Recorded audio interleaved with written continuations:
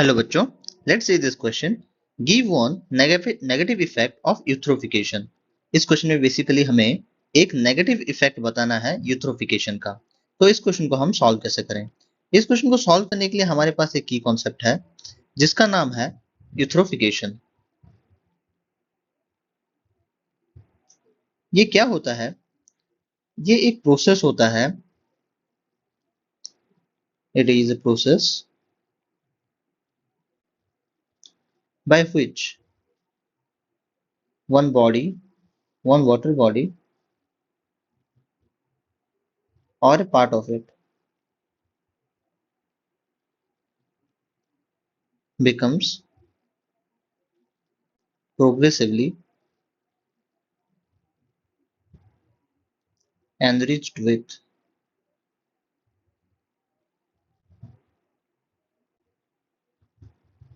minerals and nutrients। और ये जो न्यूट्रिएंट्स जो होते हैं ये जनरली मिनरल या न्यूट्रिएंट्स ये जनरली फास्फोरस होते हैं और नाइट्रोजन होता है। तो बेसिकली ये एक प्रोसेस है जहां पे जो वाटर बॉडीज होती है, मान लीजिए एक लेक है या फिर एक पॉन्ड है, वहां पे हाईली एक्यूमुलेशन होता है। मींस लगातार मींस एक टाइम के बाद लगातार यहाँ पे एक्यूमुलेशन होता है ऑफ फास्फोरस एंड नाइट्रोजन, और ये बहुत ज्यादा बढ़ जाते हैं फास्फोरस और नाइट्रोजन का मात्रा। तो इस प्रोसेस को हम यूथ्रोफिकेशन कहते हैं। तो यूथ्रोफिकेशन का नेगेटिव इफेक्ट क्या होता है? जब यूथ्रोफिकेशन होता है, क्योंकि यहाँ पे नाइट्रोजन और फास्फोरस का मात्रा बढ़ जा रहा है, तो इसी वजह से यहाँ पे फाइटोप्लैंक्टन्स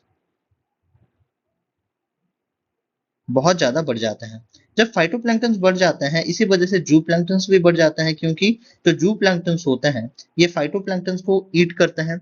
अभी जू प्लैंक्टन्स को खाने वाले aquatic bodies, aquatic organisms organisms भी बढ़ जाते हैं। और प्रोग्रेसिवली क्या होता है, क्योंकि यहाँ पे एक्वाटिक लाइफ फॉर्म्स बहुत ज्यादा बढ़ रहे हैं, तो इसी वजह से temperature of the water bodies ये भी बढ़ जाता है।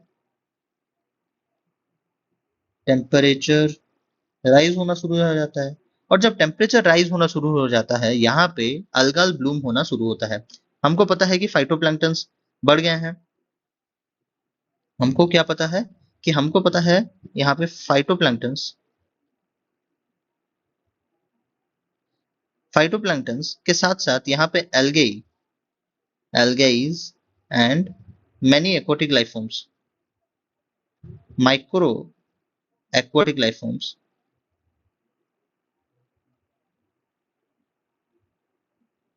ये भी बढ़ जाते हैं। जब ये होने लगता है ना बच्चों, जब फाइटोप्लैंक्टन्स बढ़ जाते हैं, एल्गे और मैनी एक्वाटिक लाइफ फॉर्म्स बढ़ने जाते हैं, तो धीरे धीरे क्या होता है, जो O2 लेवल होता है, जो O2 लेवल होता है ऑफ दी लेक या फिर एक वाटर बॉडी का, वो घट जाता है। जब O2 लेवल घट जाता है तो फाइटोप्लैंक्टन्स का लेवल घट जाता है। फाइटोप्लैंक्टन्स मरने से एक्वाटिक ऑर्गेनिजम्स जो होते हैं ये भी डेड होने शुरू हो जाते हैं। तो और ये प्रोग्रेसिवली क्या होता है, जो लेक होता है वो धीरे धीरे भर जाता है और एक्वाटिक लाइफ फॉर्म्स मरने लगते हैं। टोटल टोटल शटडाउन हो जाता है of the lake, down of the water body body. तो यही है इल इफेक्ट ऑफ द यूथ्रोफिकेशन। यूथ्रोफिकेशन कुछ टाइम तक लग सकता है कि ये एक सही चीज है, क्योंकि यहाँ पे एनरिचमेंट हो रहा है, न्यूट्रिशन एनरिचमेंट हो रहा है, तो यहाँ पे लाइफ फॉर्म्स फलेंगी और फूलेंगी। बट कुछ टाइम के बाद, आफ्टर ए सम टाइम्स, क्या होता है, एक्वाटिक ऑर्गेनिजम्स मरना शुरू हो जाते हैं, क्योंकि यहाँ पे जो O2 होता है ये O2 डिप्लीट करना शुरू हो जाता है ड्यू टू दी अल्गाल ब्लूम। तो वन नेगेटिव इफेक्ट क्या है बच्चों? हम एक नेगेटिव इफेक्ट बता सकते हैं कि ये होता है algal bloom. Algal bloom is the negative effect. Hope you understood this well. Thank you.